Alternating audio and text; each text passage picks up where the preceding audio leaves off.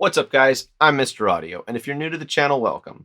In this video, I'm going to show you how I get my tracks ready for distribution to streaming services. And I know I've done a video like this before, but I felt like it needed an update because I do things a little bit differently now, a bit more efficiently, and I felt like my last video was missing a bit more of an explanation on why I do these steps. So anyway, in one of my last videos, I explained why I work in a 48K sample rate and work in 32-bit audio. I'll link that video down in the description. You can watch that at your leisure. It's a great video, very informative.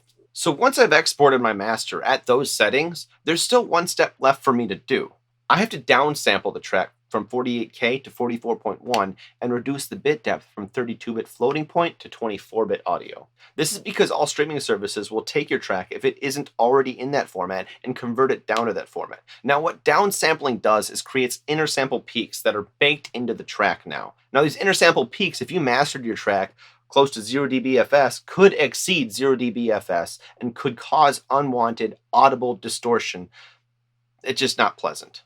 Anyway, I found this out through trial and error of my own songs being uploaded to Spotify, and I didn't like it. So I had a whole bunch of research, dove down a big rabbit hole on mastering and inner sample peaks, and I eventually found the solution. So basically, when you upload your track, let's say it's at 48K 32-bit audio, the streaming services are going to convert it down to 44.1 24-bit audio before they convert it into MP3, ACC, OGG, or any other format they deem fit for streaming. What that's going to do is it's going to bake in those inner sample peaks, and because they don't use a limiter after they downsample to take away those inner sample peaks, they're going to cause unwanted audible distortion because most mastering engineers supply their clients with masters really close to 0 dBFS. I like to put mine down to -1 dBFS, but that's just me. And that creates good room for inner sample peaks if they are created.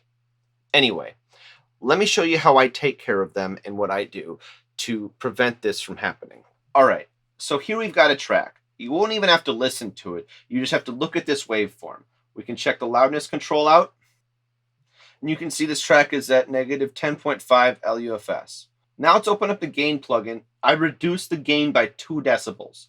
Now you're going to see why. Exit the gain plugin. Now we're going to get the resample plugin out. And I've got these settings to where it's not aliasing till it's below audible.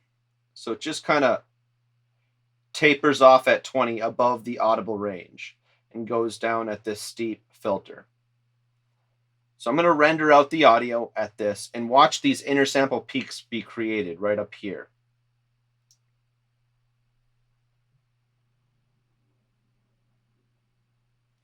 Now look at the difference. You can see a ton of peaks exceeding that spot where everything was limited before. At this point, in my last video, I didn't know that you could open up a plugin in RX. So I opened up Ozone. I like a really fast attack. I like these settings. I've messed around for quite a bit. This is what I like to do for this stage. I'm just trying to catch peaks. I don't want it too fast, but I want it fast enough. These are settings you might have to mess around with for yourself. So then I just render this out. And as you can see, it's barely catching anything right here.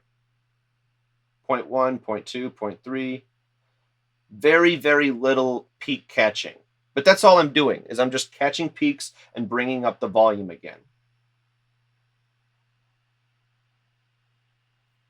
Now you're going to exit this plugin, and I like to dither now. All right, so I'm going to noise shape the dither, and my new bit depth is going to be 24. And as you can see down here, that's all we have left to do. We're at 44.1 right there, 32-bit float.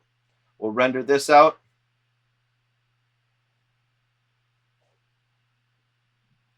And then boom, you have your track limited just as you wanted it, and you can export it right from here. So just hit Command E.